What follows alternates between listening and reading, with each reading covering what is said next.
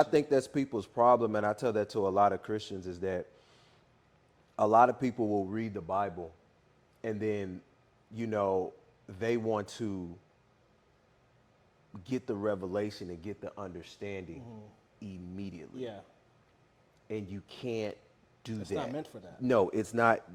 You're talking about a book that you don't even know anything about. How are you going to understand? I was explaining, I remember I was on Clubhouse and I was talking to a guy, and he was like, well, the Old Testament is just, you know, that Jesus Christ, you know, is coming and that he, you know, died and, you know, blah, blah, blah. And it's about the New Testament.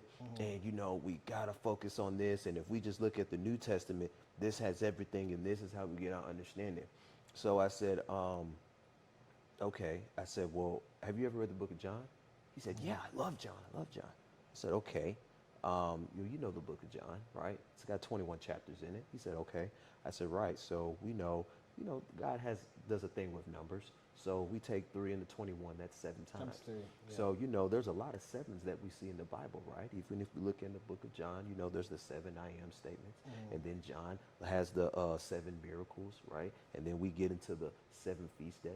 So I said, do you think that those things don't have a connection? When we see these sevens that only John mentions in Scripture.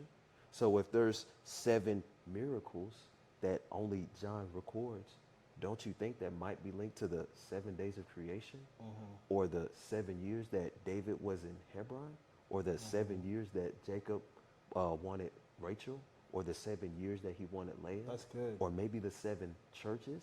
Or maybe that might connect to Matthew 13, where he lists the 7 parables of the kingdom, right? Yeah. So there's a lot of sevens in things that we see. But I said, if you haven't studied the feast days in Leviticus, 23 or 26, if you haven't studied those, How are you really, understand this? how are you going to understand Christ?